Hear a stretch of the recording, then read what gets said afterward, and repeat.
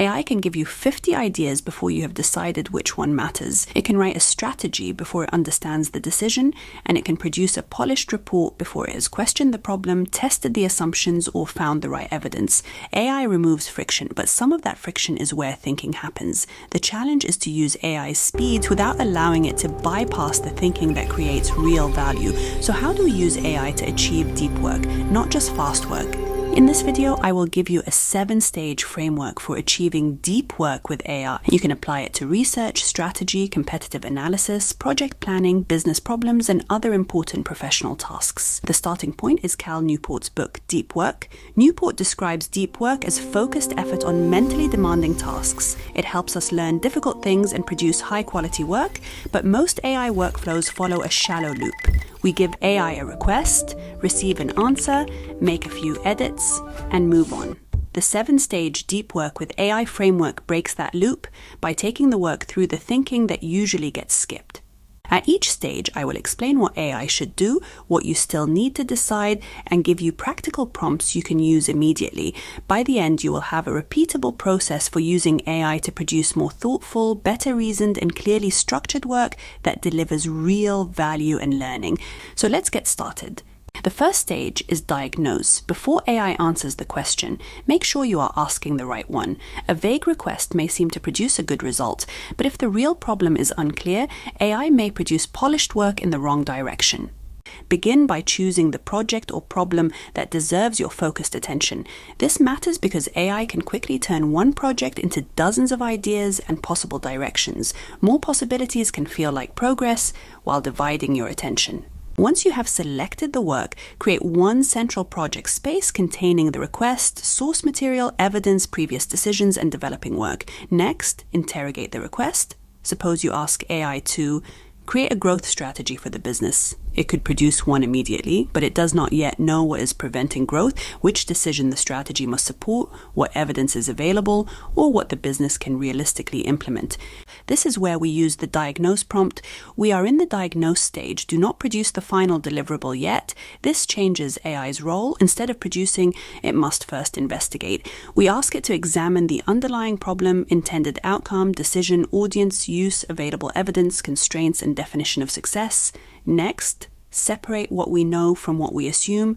This matters because AI can easily treat a plausible assumption as a fact. Finally, we ask AI to create a diagnostic brief and one precise deep work objective. It should ask only the questions that could materially change the direction or quality of the work. We answer those questions, and before continuing, the original request might then change from create a growth strategy for the business to determine which customer segment the business should prioritize over the next 12 months using evidence about demand, profitability, and delivery capacity so leadership can decide where to focus its budget.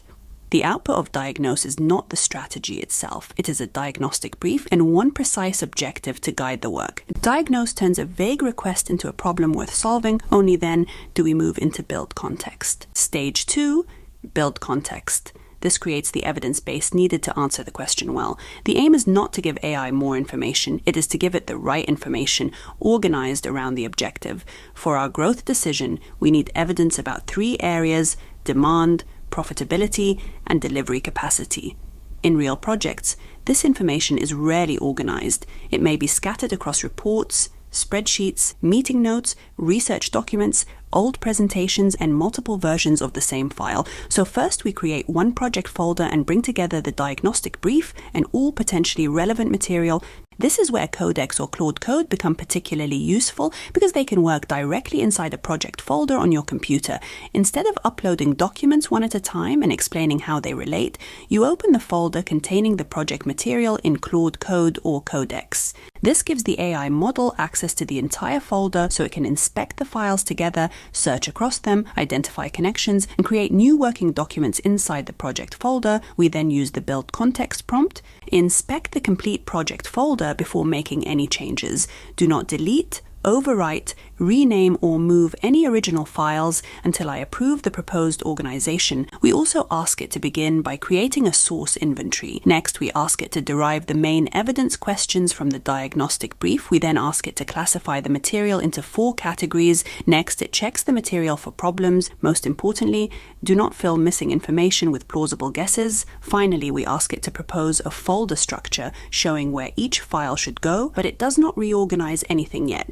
Do not delete, overwrite, rename, or move any original files until I approve the proposed organization. This gives us the chance to review the structure and correct any uncertain classifications before allowing the agent to make changes.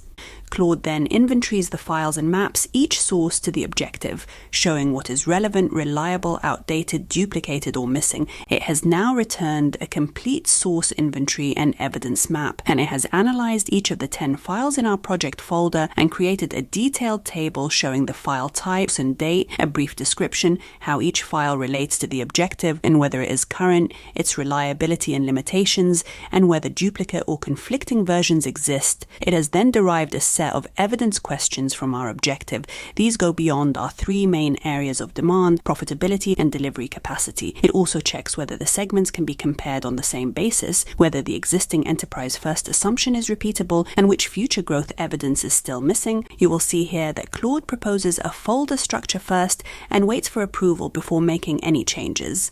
Once approved, it organizes the material into direct evidence, supporting context, unverified assumptions, and evidence gaps. Then it flags specific problems across the folder, including conflicting figures, outdated information, unsupported claims, missing data, and a file marked final that is still awaiting reconciliation.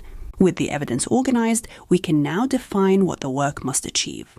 We can now see what we know, where it came from, how strong it is, and what remains uncertain.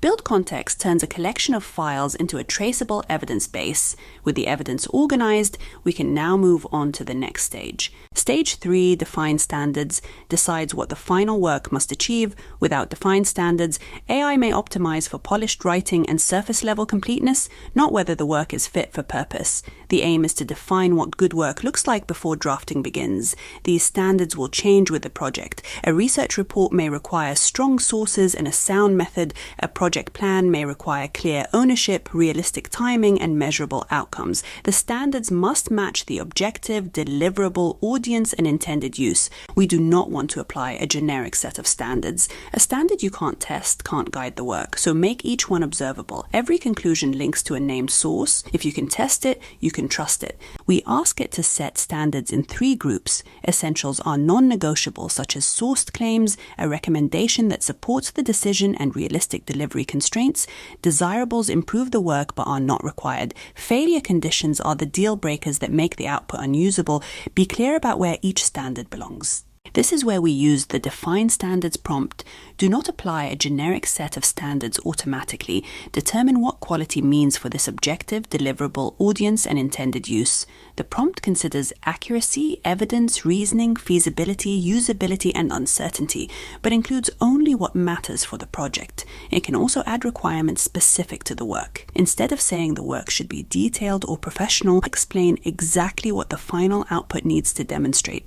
And here Claude creates a proposed rubric showing each standard, why it matters, how it will be tested, the evidence required, and the failure condition. Once approved, it then creates a quality contract and final approval checklist for the project. So this stage tells us what the final work must achieve. Stage 4, architect, designs the reasoning before drafting begins. AI often starts writing immediately, producing sensible headings without a strong line of reasoning. The architecture is more than a table of contents. It shows what each section must achieve, the question it answers, the evidence it needs, and how it supports the objective. The structure must fit the project. A research report and a project plan should not follow the same template. For our growth project, the structure begins with the decision and comparison criteria. It then assesses each segment using consistent evidence about demand, profitability, and delivery capacity. before bringing the findings together into a recommendation. This is where we use the architect prompt. Do not draft the final deliverable, design its reasoning structure first. So the aim here is that we build a document template that is not generic, and for every proposed section, we get it to define the section title, purpose, the question it must answer, and so on. And importantly, do not design the structure around a preferred conclusion. AI proposes the architecture, but you decide whether the reasoning flows, whether each section serves the objective, and whether every quality standard has a place. Once approved, this becomes the plan for developing the work. The process moves from the question to the evidence, to the analysis, to supported claims, and only then to the draft. We use the develop in depth prompt. Work on one section only. Do not draft the remaining sections or the complete deliverable. Before drafting, it identifies patterns, conflicting findings, limitations, and evidence gaps. Stage 5, develop in depth. Builds each part of that architecture properly. The key principle is simple. Do not ask AI to produce the entire deliverable at once. When AI generates everything in one response, the document may look complete, but the individual sections are often shallow. Instead, work on one section at a time, giving the greatest attention to the sections carrying the main evidence or decision. Every major claim should connect to its source, and the reasoning from evidence to conclusion should remain visible. We also tell it, do not strengthen a claim beyond what the evidence supports.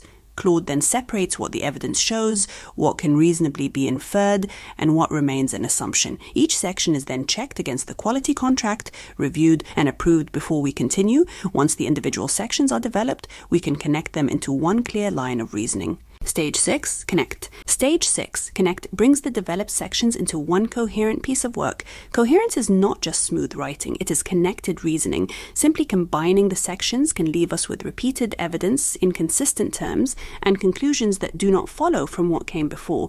We begin with a connection map showing each section's main finding, evidence, dependencies, conflicts, and contribution to the objective.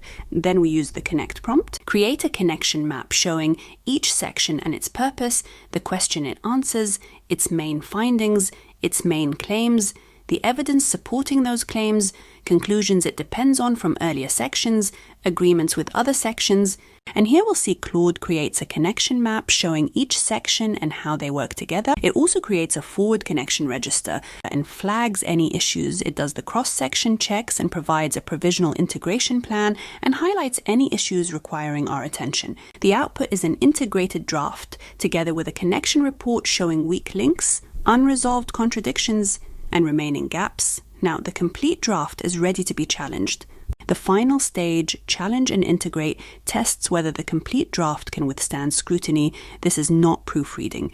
It is trying to break the work before someone else does. For a stronger test, use a fresh conversation or a different model so the review is less influenced by the reasoning that produced the draft. We use the challenge prompt. Act as a rigorous reviewer. Do not defend the draft or assume its conclusions are correct. The reviewer tests the strongest claims, checks the sources, identifies assumptions presented as facts, and asks what could make the conclusion wrong. It also checks the complete draft against the quality contract. It then classifies each issue as critical, material, or minor. We review the challenge report first, then approve the corrections to be integrated. Claude fixes supported problems, preserves source links, documents material changes, and keeps unresolved uncertainty visible. The output is the final deliverable, together with a challenge log showing what was tested, what changed, and what remains uncertain. The 7 stages move AI from instant production to disciplined work. Diagnose the question, build the context, define the standards, architect the structure, develop each part, connect the reasoning, then challenge and integrate the final work. That is how AI produces work that can be explained and traced and defended. AI will continue to make work faster. The real advantage comes from using that speed without skipping the thinking. Use this framework on your next important project and let me know which stage makes the biggest difference. If you found this useful, subscribe for more practical ways to work and learn with AI. I hope you found this useful and see you in the next one.